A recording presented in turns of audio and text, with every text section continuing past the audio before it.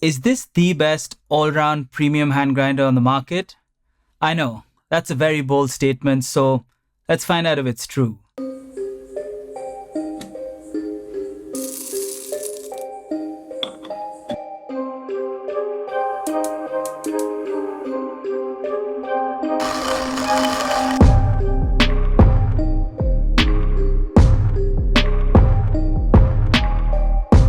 We have a couple of really exciting updates. I mean, one is pretty obvious, but we'll get to that in a bit because what's even more exciting is that we've finally gotten our hands on a K-series grinder. It's taken a while, but better late than never, right? And I know a lot of you have been asking us to review one of these, so we're happy to report that we've been using the K-Max every day for about a month now, and we have a lot to say about it. But before we dive in, this grinder was sent to us by 1ZPresso to test and review. No money exchange hands, and they don't get to watch this before any of you do. As always, a massive thanks to Benki Brewing Tools for helping with all of the admin involved in getting these products to us. They're amazing, and if you're looking to buy any coffee gear, definitely check them out. The link is in the description below. Now, on to exciting update number 1. We've moved. COVID forced us to set up shop at home, and as grateful as we were for that space, to say that it was a challenge would be an understatement. So we're absolutely thrilled to have a separate office/studio space that will let us get more done. It is a bit stripped down right now, but we have some decor on the way to warm up the space and give it some more character. So we do apologize for the delay in posting this month, but we weren't slacking off. We were moving and recovering from COVID at the same time. Exciting update number 2 would be that you can now pre-order an Aaram Se South Indian filter on our website, and we ship to several locations across the globe. We've done a very limited run of 90 units to kick things off, so hurry. The link is in the description below. If your location isn't listed, then email us and we'll definitely try and help you out. Oh, and we're calling it Sophie, short for South Indian Filter, and this version 1.0 is the classic brewer with some very important updates. To find out more, follow the link in the description below. Okay, just one last thing before we get started. The K and J Max have a lot in common. For example, they ship with the exact same accessories. So we will be referencing the in-depth J-Max review that we did linked up here, wherever we feel that the information is redundant. So feel free to give that a watch either before or after this one. Okay, let's do this, Aaram Se style. So with the exception of SSP, 1ZPresso probably has the most confusing lineup of products. They did mention they were phasing out many of their models to clean up their portfolio, which is great. But don't worry, the K-Max here isn't going anywhere anytime soon because it is the latest addition to their K-series of grinders, which have become hugely popular all over the world. So let's break down the various aspects of this grinder to see what makes it tick. Starting with price, the K-Max comes in at $239 as listed on the 1ZPresso website, compared to $259 for the K Plus and $199 for the J Max. We've seen it listed anywhere between $239 all the way up to $300, which is still cheaper than the Comandante, a grinder it's most often compared to. I know a lot of you are itching to know how they stack up, so you'll be happy to know that we will definitely be talking about this a little later on. But before that, let's talk about design. If you watched the J Max video, you know that we're big fans of that design, and the K Max is very similar with a few key differences. The build quality is near identical, which means it's very well built and machined. It has a good heft to it and everything feels premium all around. It is made of aluminium, which is a softer metal and is more prone to denting if dropped compared to, say, stainless steel.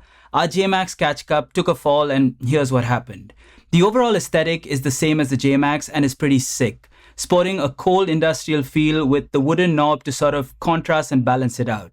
The form is a little different, with the K-Max grip area being thinner and more comfortable to hold than the J-Max. It also works really well visually, which is very interesting because we're not big fans of how the K Plus looks. And the two are very similar with one tiny difference. The catch cup is larger on the K Plus and this demands a more pronounced flare at the bottom, which throws it off balance visually. The K-Max, on the other hand, maintains the same diameter at the adjustment ring as it does on the catch cup, which is just more pleasing to look at somehow. Sorry about obsessing over these minute details, but my background is in design and I can't really help it. So just humor me and let me know if you agree in the comments below.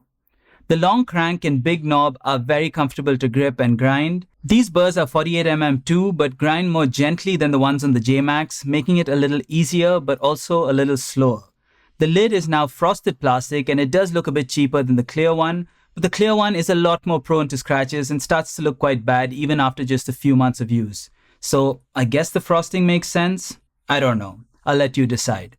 The K-Max has the same excellent external adjustment ring that we've seen on the J-Max, K-Plus, and a few other grinders of theirs. The burrs move 22 microns per click compared to the minuscule 8.8 microns on the J-Max. We'll look at this in more detail when we talk about workflow. Now, according to the website, the J and K-Max that we have with us here are both iron gray, which is what they call this color and finish. While they should technically look identical, they don't. The K-Max has a deeper blue midnight hue to it and a tighter grain pattern on the matte finish, and we're really digging it. I love how the J-Max looks, but I think I like this even more. Another thing we notice is that the strength of the magnets on the catch cup are considerably stronger on the K-Max. This, combined with the thinner grip that sort of naturally forces you to hold that part of the grinder, makes it a lot less likely to accidentally knock off the catch cup. The next design update is small but very, very welcome. I'm not sure if the newer J-Maxes include this, but they should, and it's the rubber base under the catch cup. It's so much nicer to hear and feel that cushion thud when placing the grinder down compared to bare metal on a hard surface. It also prevents scratches and adds some grip. Now, before we talk about workflow, here's a quick reminder to subscribe if you haven't already. Only if you enjoy our content though. It makes a big difference and helps us reach a wider audience. We're also on Patreon if you'd like to support us there. Anyway, back to the review. Like with the J-Max, the workflow with this grinder is phenomenal and probably the best we've seen on any hand grinder. The 48mm burrs churn out ground coffee quickly without requiring too much effort.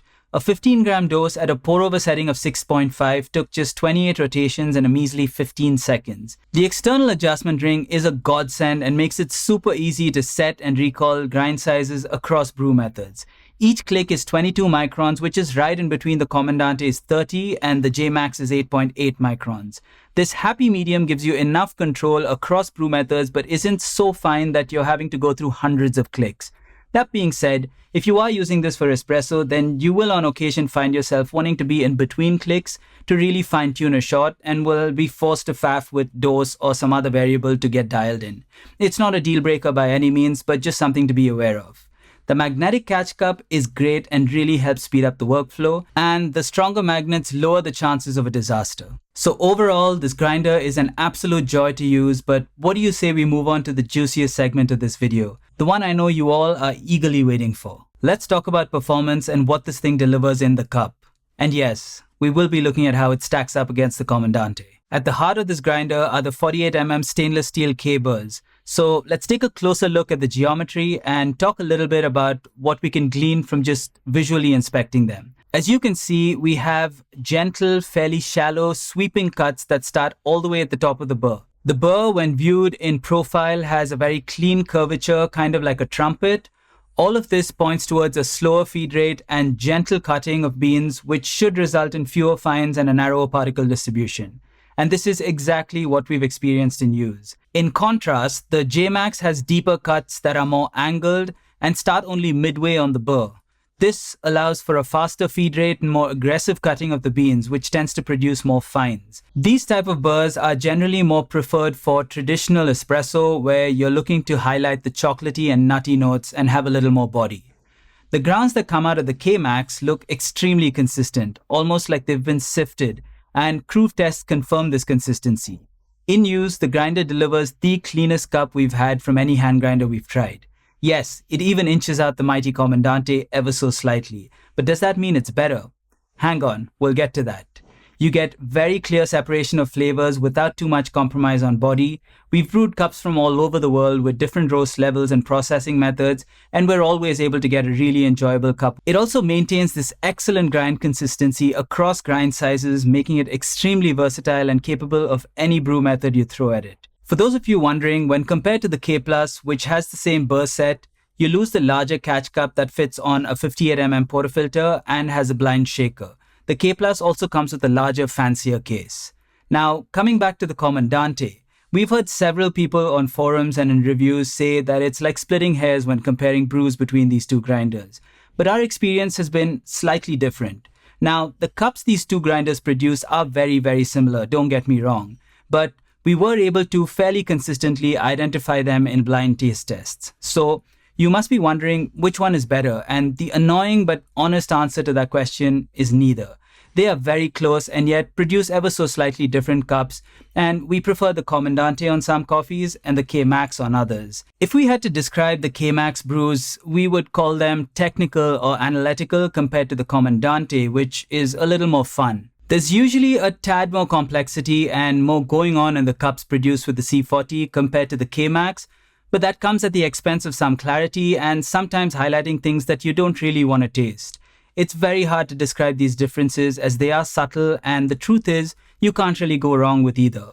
But that's just looking at taste. Factor in lower price, superior workflow, and accessories, you start to see why these grinders have become so damn popular. Well, it's really not hard to recommend this grinder to anyone who has the budget for it.